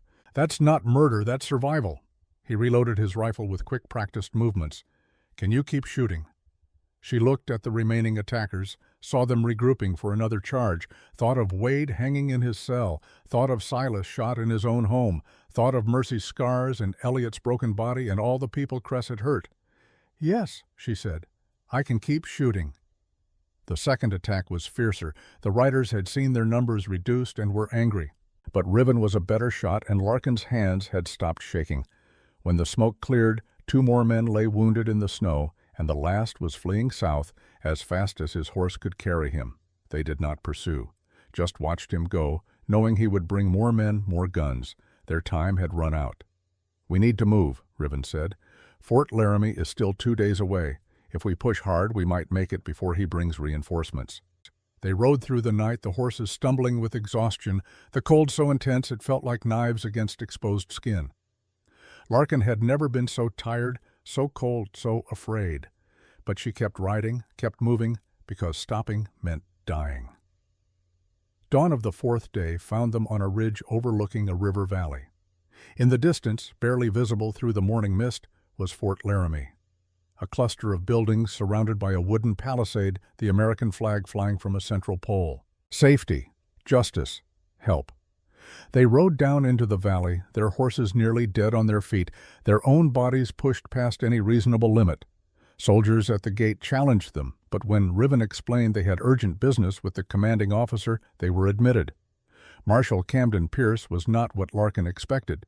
He was old past 60, with a face that looked like cracked leather and eyes that had seen every variety of human evil. He listened to their story without interruption, examined the ledger with careful attention, read Silas's journal, and Ada Boone's notes. When they finished, he sat back in his chair and was quiet for a long moment. "This is enough for federal warrants," he said finally. "Cress Dalton, this Cutter Boyle, all of them." Relief flooded through Larkin like warm water. "When can you arrest them?" "Not immediately. I'll need to coordinate with the territorial marshal, get authorization from the governor for militia support. Cress is a powerful man. We do this wrong, and he'll use his connections to make it all go away." "How long?" "A week, maybe 2. "People are dying," Larkin said. "Wade Keller died waiting for justice. How many more will die while you file paperwork? Pierce's face softened slightly. "I understand your frustration, Mrs. Thorne, but if we move too fast, we lose the case. Better to take the time to do it right. And in the meantime, Cress goes free, continues hurting people. In the meantime, you stay here, safe, under military protection." Pierce stood signaling the meeting was over. "I'll send word to Clearwater Creek, let Deputy Boone know you're secure, and I'll start the process for warrants and militia deployment." They were given quarters in the fort's small rooms, but warm and clean. Food was brought. A doctor examined their frost-nipped fingers and exhaustion-drawn faces. For the first time in days, Larkin felt almost safe. But that night, as she lay in an actual bed, for the first time since leaving Boston, all she could think about was Wade. Mercy. Grace. All the people still in Clearwater Creek, still in Cress's reach, waiting for a justice that moved at bureaucratic speed while violence moved at the speed of bullets. She could not sleep, could not rest. The walls of the small room felt like a cage. A soft knock at her door. She opened it to find Riven standing there, his face drawn with exhaustion, but his eyes alert. "Can't sleep either?" he asked. "No." "Walk with me." They walked the perimeter of the fort wrapped in borrowed coats, their breath visible in the cold air. Above them, stars blazed in patterns Larkin had never seen in Boston, never even imagined existed. "Do you think Pierce will actually help?" she asked. "I think he'll try. Whether he succeeds," Riven shrugged. "Out here, good intentions and actual justice are two different things." "Then we might have come all this way for nothing." "Not nothing. You're alive. That's something." He stopped, turned to face her. "Larkin, if this doesn't work, if Pierce can't or won't act, what will you do?" "I don't know. Go back, find another way." There might not be another way. She knew what he was asking.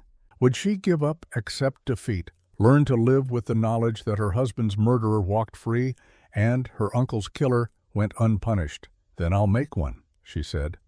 Riven smiled, and for the first time since she had met him, it was a full smile, genuine and warm. "That's what I thought you'd say." He took her hand, and they stood together under the vast Wyoming sky, two damaged people choosing hope over despair, action over surrender. The message came 3 days later. A rider from Clearwater Creek, his horse lathered and his face grim. Grace Madsen's homestead had been burned to the ground. Larkin felt the world tilt beneath her feet. Grace. Kind, gentle Grace, who had sat with her on the train and offered friendship to a stranger. "Survivors?" she asked. The rider hesitated. "Mrs. Madsen's alive. Badly hurt. They beat her, left her for dead. Her granddaughter," he swallowed hard. "The girl Mercy. They took her." Everything else fell away. All the plans, all the careful strategy, all of Pierce's talk about warrants and procedures, none of it mattered. Mercy had been taken by the men who had already destroyed her once, and every second they waited was a second of horror she would never recover from. Larkin turned to Riven. "I'm going back. Larkin, if you go back now, Cress will kill you. Then he kills me. But I won't leave Mercy to cut her boil." She was already moving, already planning. "You can stay here. Take the ledger to Pierce, make sure the warrants go through, but I'm going back. Today. Now." Riven caught her arm, his grip gentle but firm. "You're not going alone." Marshal Pierce tried to stop them, explained that they would be throwing away everything they had accomplished, putting themselves in mortal danger for a girl who might already be dead. But Larkin did not listen, could not listen. Mercy had spoken to her, had trusted her, had started to heal. And now she was in the hands of the monster who had broken her in the first place. They left Fort Laramie at dawn, riding horses they could not really afford, carrying weapons they barely knew how to use. Behind them, Pierce shouted orders, promised to send militia as soon as authorization came through. But Larkin knew the militia would come too late, would arrive to find bodies instead of victims to save. So she rode south, back toward Clearwater Creek, and whatever waited there, knowing she was probably riding toward her death, but unable to choose any other path. Because surviving was not enough. Not anymore. Mercy had been right about that. Sometimes the only choice that mattered was how you fought back. The ride back to Clearwater Creek took 2 days that felt like 2 years. Larkin and Riven pushed the horses to the edge of collapse, stopping only when the animals could no longer stand, then walking them until they could ride again. Every hour they delayed was another hour Mercy spent in the hands of men who had already proven what they were capable of. They reached the valley as twilight fell on the second day. Smoke still rose from the ruins of Grace's homestead, a dark smudge against the pale sky. Larkin felt something break inside her at the sight, some last vestige of hope that maybe the writer had been wrong, maybe Grace and Mercy were safe. But the burned timbers told a different story. This had been deliberate, methodical, not just destruction, but a message. Cross Nathaniel Cress, and everything you love turns to ash. They found Grace at Sarah's cabin 3 miles north. The old woman lay on a bed by the fire, her face swollen and bruised almost beyond recognition. Sarah sat beside her, bathing the wounds with careful hands. When she saw Larkin and Riven, her face crumpled with relief and grief in equal measure. "She keeps asking for mercy," Sarah whispered. "Won't believe me when I tell her the girl's gone." Larkin moved to the bedside, took Grace's battered hand in hers. The Quaker woman's eyes opened, clouded with pain, but still sharp with awareness. "Larkin," her voice was barely a rasp, "you came back. I came back. I'm going to find Mercy. I'm going to bring her home." They took her, Cutter Boyle and 2 others, said to tell you that if you want her alive, you bring the ledger to Cress's ranch. Noon tomorrow. Grace's grip tightened with surprising strength. "It's a trap. He'll kill you both." "I know." "Then don't go. Let the marshal handle it. Let the law work." Larkin thought of Pierce filing his paperwork, coordinating with bureaucrats, moving at the speed of government, while Mercy suffered at the speed of violence. "The law moves too slow. By the time it arrives, Mercy will be dead, or worse." Grace was quiet for a moment, her breathing labored. Then she said, "I have spent my whole life believing in peace, in turning the other cheek, in letting God handle justice." Her eyes found Larkin's, and in them was something hard and final.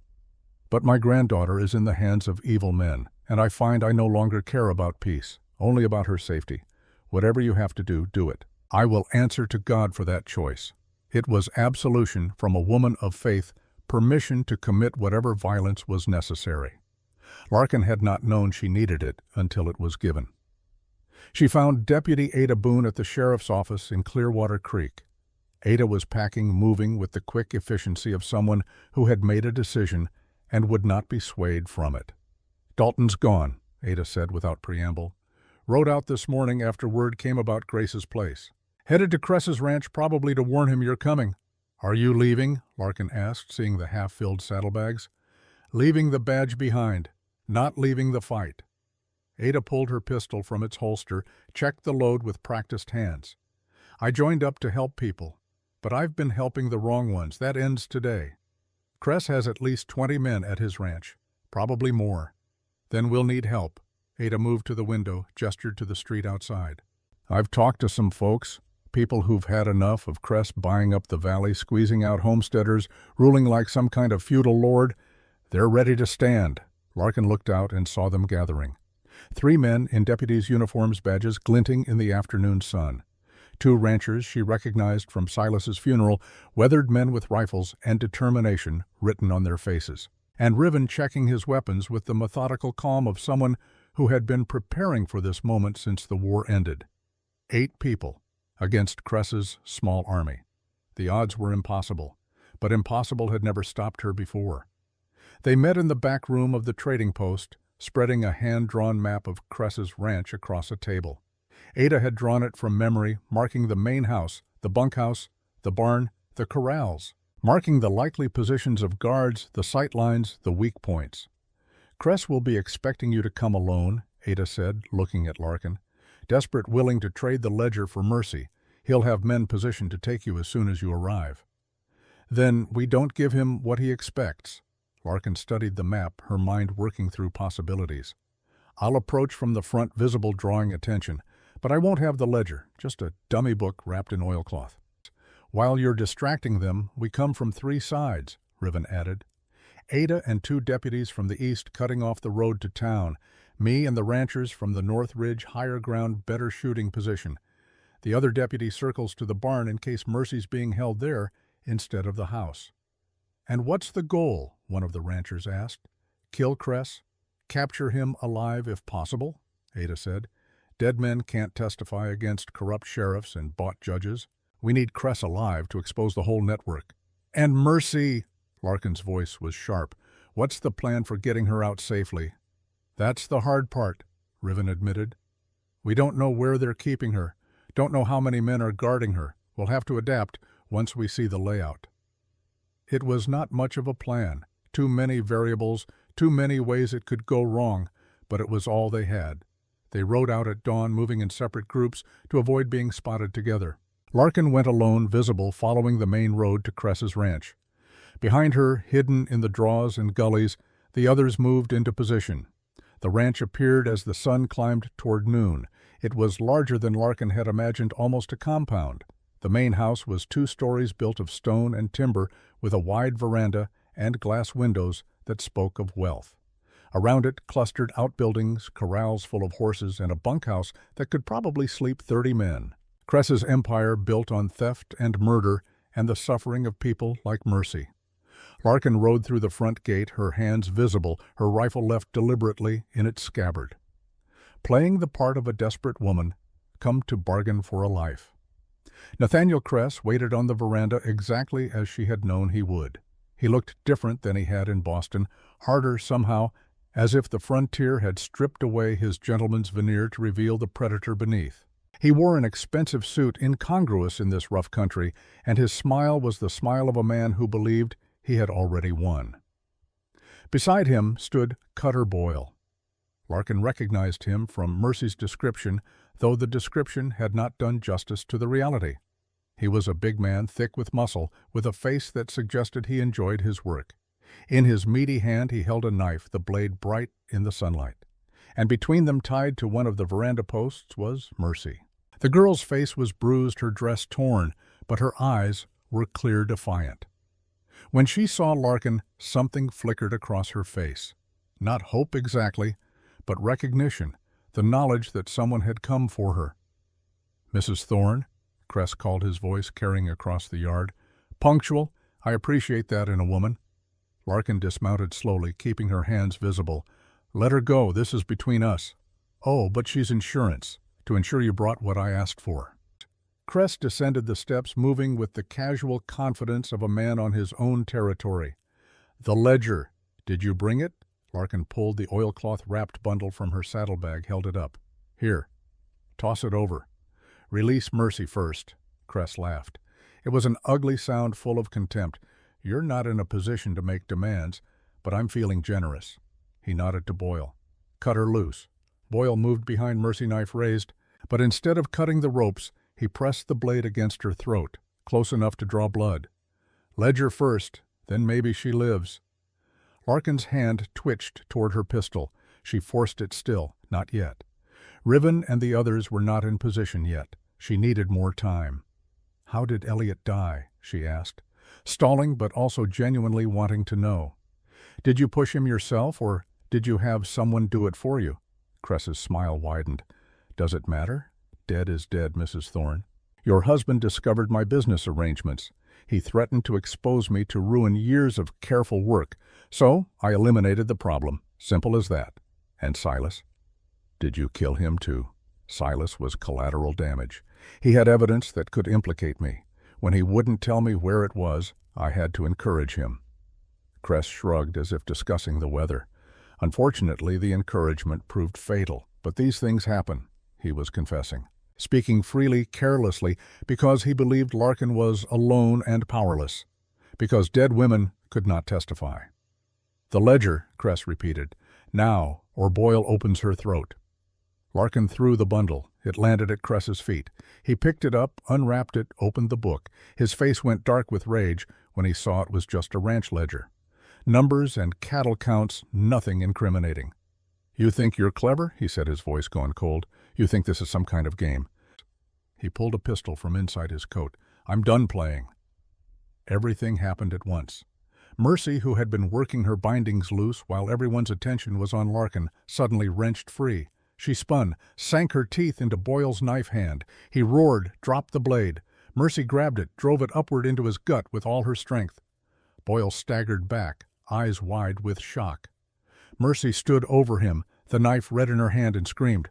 It was the first real sound she had made since the attack that destroyed her family, a scream of rage and pain and triumph. Cress swung his pistol toward Mercy.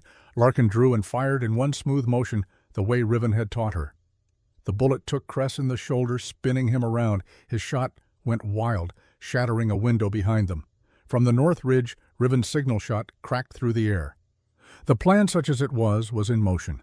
Cress's men poured from the bunkhouse, guns drawn. Ada and her deputies charged from the east, rifles blazing. The ranchers opened up from the ridge, their shots precise and devastating. The yard erupted into chaos, horses screaming, men shouting, gunfire rolling like thunder. Larkin ran for Mercy, grabbed the girl, pulled her behind the cover of a water trough. Bullets whined overhead, chewed splinters from the wood. Mercy was shaking, still clutching the bloody knife, her eyes wild. "You kept your promise," Mercy whispered, her voice breaking. "You said you'd find me." "And you did." "Always," Larkin said. She pulled her pistol, checked the load. "Can you shoot?" "I don't know, I think so." "Then we fight, together." They rose as one, firing at the men trying to flank their position. Larkin's shots were wild, unpracticed, but Mercy's were steady. The girl had remembered more than she thought. Her bullets found their marks, dropping 2 of Cress's men. Across the yard, Riven and the ranchers had fought their way down from the ridge. They moved like soldiers, covering each other, advancing by bounds. Riven's face was set in grim determination, his rifle barking with mechanical precision. Ada and her deputies had secured the road, preventing escape or reinforcement. The fight was contained now. Cress's men trapped between 3 groups of attackers, but Cress himself had disappeared. Larkin saw him slip into the main house, holding his wounded shoulder. She made a decision that was probably foolish, possibly suicidal. She ran after him. The house was dim after the bright sunlight. Expensive furniture, imported rugs, paintings on the walls, all the trappings of civilization built on a foundation of crime. Larkin moved through the rooms, pistol-raised, ears straining for any sound. She found him in his study, slumped behind a massive desk. Blood soaked his shirt, but he was still conscious, still dangerous. His pistol lay on the desk within reach. "Don't," Larkin said, her own gun pointed at his chest. Cress looked at her, and for the first time she saw fear in his eyes. Not the casual concern of a man facing an inconvenience, but genuine terror. The fear of a man who had finally met something he could not buy or threaten or charm his way past. "You won't shoot me," he said. "You're not a killer." "You're right," Larkin said. And she meant it. Even now, even after everything he had done, she found she could not pull the trigger, could not become him. "Then you've lost." Cress reached for his gun. The shot came not from Larkin, but from the doorway. Ada Boone stood there, her pistol smoking, her face carved from stone. The bullet took Cress in the arm, his gun hand shattering bone. He screamed, fell back. "But I am," Ada said. She moved to Cress, kicked his pistol away, pulled out handcuffs. "Nathaniel Cress, you're under arrest for murder, conspiracy, fraud, and about 20 other crimes I'll think of on the ride to Cheyenne." Outside, the gunfire had stopped. Cress's men, seeing their leader captured and their numbers decimated, had surrendered. Riven was overseeing the collection of weapons, binding wounds, sorting the dead from the living. Larkin found Mercy sitting on the veranda steps, Grace's daughter, Sarah, beside her. The girl was crying now, great racking sobs that shook her whole body. Sarah held her, rocking gently, murmuring comfort. Boyle lay where he had fallen, the knife still in his gut. He was not dead yet, but he would be soon. His breathing was labored, his face gray.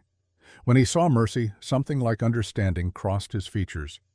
"Should have killed you when I had the chance," he rasped. Mercy looked down at him, her tear-streaked face hard. "You tried. I survived. That's the difference between us." She stood, turned her back on him, and walked away. He died alone, unmourned, as he deserved. The aftermath unfolded over weeks. Marshal Pierce arrived with militia support 2 days too late, found the situation already resolved. He was not happy about civilians taking the law into their own hands, but he could not argue with the results. Cress in custody, his men scattered or arrested, the ledger intact as evidence. The trial was held in Cheyenne with a territorial judge and a jury drawn from counties where Cress had no influence. The evidence was overwhelming. The ledger, Silas's journal testimony from Larkin, Ada Riven, and a dozen others whose lives Cress had destroyed. The verdict came back in less than an hour. Guilty on all counts, Kress was sentenced to hang. Sheriff Marcus Dalton was stripped of his badge and sentenced to 5 years in territorial prison for accepting bribes and obstruction of justice. He went quietly, almost relieved that it was over. But when Larkin asked the judge to reopen the investigation into Elliott's death, to officially rule it murder instead of accident, she was refused. The evidence was circumstantial, they said. Kress's confession had been made under duress. Without physical proof, without witnesses, the original ruling would stand. It was a partial victory. Kress would die for his crimes, but Elliott's name would not be fully cleared. The insurance company would not pay out. Boston society would continue to whisper about the widow who might have murdered her husband. Larkin found she did not care as much as she thought she would. 3 weeks after the trial, she took a train back to Boston, not to stay, but to say goodbye. Beloved husband, taken too soon, the lies. Beloved husband, taken too soon, the lies carved in stone. Dear Elliott, she said aloud, needing to speak the words even if no one would hear. I've spent a year trying to clear your name, and mine. The law says your death was an accident, but I know the truth. Kress killed you, and I've made him pay for that. She paused, watching leaves skitter across the cemetery paths. I thought proving that would bring peace. It hasn't. Because the Elliott I loved, the kind man who read me poetry and made me feel safe, he never existed, did he? You were part of Kress's schemes from the start. The embezzlement you discovered, you were involved in it first. That's why he killed you. Thieves falling out. The wind picked up cold and bitter. I don't mourn you anymore, Elliott. I mourn the woman I was before you. The one who believed in love and safety and happy endings. She's buried here, not you, and I'm finally ready to let her rest. Larkin pulled off her wedding ring, the simple gold band she had worn for 7 years. It felt strange to remove it, like shedding a skin. She walked to the river that ran along the cemetery's edge and threw the ring into the dark water. It disappeared without a sound, swallowed by the current. She boarded the train west that same evening. Wyoming in December was brutal, the cold, so intense it felt like breathing glass. But when Larkin stepped onto the platform in Clearwater Creek, she was home. Truly home, in a way Boston had never been. Riven was waiting at the station. He stood with his hands in his pockets, his breath steaming in the cold air, watching the train with those patient eyes that saw everything. When Larkin descended, carrying her single trunk, he smiled. You came back. I came home, she corrected. They stood looking at each other, and the silence between them was comfortable, easy. So much had changed since that first desperate ride to Fort Laramie. So much had been survived, endured, overcome. Silas left you the ranch, Riven said. Papers were all filed legal while you were gone. It's yours. Sweetwater Ranch belongs to Larkin Thorne. I don't want to run it alone. Riven's expression shifted, became carefully neutral. What are you saying? I'm saying I need a partner, someone I can trust, someone who understands what it takes to build something lasting in this country. She paused. Someone who knows me, the real me, not the woman I pretended to be in Boston. Larkin Thorne. He stepped closer, his voice soft. Are you asking me to marry you? I'm asking you to wait until I'm ready to be asked. I'm not the same woman who left Boston. I've killed. I've lied. I carry ghosts. So do I. Maybe that's why we understand each other. He took her hand, the gesture gentle. Ask me again in spring, when the land's green, when you've had time to heal. You'd wait. I waited through 4 years of war. I can wait through 1 winter. She smiled, feeling something warm bloom in her chest. Not love, not yet, but the possibility of love, the space where it might grow. Spring came to Wyoming with explosive force, the prairie transforming overnight from brown to brilliant green. Wildflowers bloomed in impossible profusion, and the creek that gave Clearwater its name ran high and cold with snowmelt. Larkin stood at Silas's grave, planting a young cottonwood tree. It would grow tall, eventually provide shade for future generations. A living memorial to the man who had given her a second chance. Mercy was with her. Healthy now, the bruises faded. The girl had moved into Sweetwater Ranch, working alongside Larkin to rebuild the herd, mend fences, prepare for the coming season. She spoke freely now, even laughed sometimes. The silence had been broken, though the scars remained. Ada Boone had been elected sheriff, the first woman to hold the position in the territory. She wore the badge with quiet pride, determined to prove that law and justice could be the same thing. Grace Madsen had survived her injuries, though recovery had been long and painful.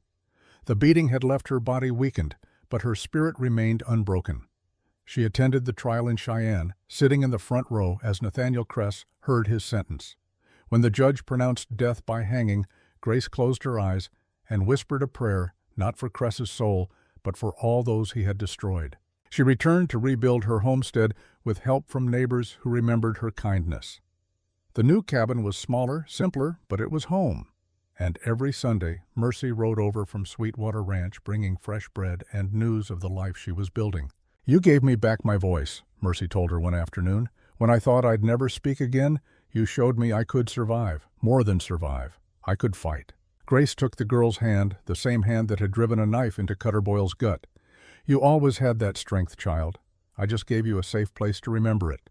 And Riven had expanded his own ranch, merged his grazing land with Larkin's in a partnership that was both practical and something more. They worked together, planned together, built something that neither could have managed alone. He found her at the grave as the sun climbed toward noon. "It's spring," he said. Larkin looked up, saw him standing there with his hat in his hands. "So it is. You said to ask again in spring." She stood, brushed dirt from her hands. Her heart was beating fast, but her mind was clear. "I did. Larkin Thorne." He met her eyes, and in them she saw everything they had survived together. The desperate ride to Fort Laramie, the gunfight at Kress's ranch, the long winter of healing. "Will you marry me?" She considered. Not whether to say yes, that decision had been made weeks ago in small moments of shared understanding, but how to say it in a way that honored what they had both become. "Yes," she said, "but I keep my name, and the ranch, and the right to make my own decisions." Riven smiled, and it transformed his face from handsome to beautiful. "Wouldn't have it any other way." He kissed her, then gentle and sure, a promise sealed in the spring sunshine. Around them the valley spread green and new, full of possibility. Mercy watched from the porch of the ranch house, her face peaceful. Sarah arrived with her wagon, bringing supplies and good wishes. Ada rode up in her official capacity, offering to perform the ceremony as soon as they were ready. A community, a family, built not on blood but on choice, on the decision to stand together against whatever came next. The week before the wedding, Grace came to Sweetwater for tea. She moved more slowly now, her body still healing from Cutter Boyle's brutality, but her eyes were clear and peaceful. They sat on the porch watching Mercy work with the horses in the corral, the girl's laughter carrying on the spring wind. "Does it trouble you, child?" Grace asked quietly. "The violence you committed, the lives you took." Larkin had known this question would come. Grace was a Quaker, a woman of peace, and Larkin had killed in her defense. "Every day," she admitted, "I see Cutter Boyle's face when I close my eyes, hear the sound of my bullet hitting flesh. But I'd do it again. Some evils can't be defeated with turned cheeks, only with the courage to stand and fight." Grace was quiet for a long moment, her weathered hands folded in her lap. "I have spent 70 years believing that violence is never the answer, that God calls us to peace no matter the cost." She looked at Larkin, and tears shone in her eyes. "But when they took Mercy, when they hurt her again, I found myself praying for their deaths, praying that you would kill them. Does that make me a hypocrite?" "It makes you human," Larkin said gently, "and it makes you a grandmother who loves her child more than she loves her principles." "Perhaps," Grace said. "Or perhaps I've learned that peace is not the absence of conflict. It's the choice to protect what's precious even when it costs us dearly, even when it costs us our certainty about who we are. Alongside you when the time comes, and I alongside you when the time comes, and I will tell God that some battles are worth fighting. Some people are worth defending, even if it means getting blood on our hands."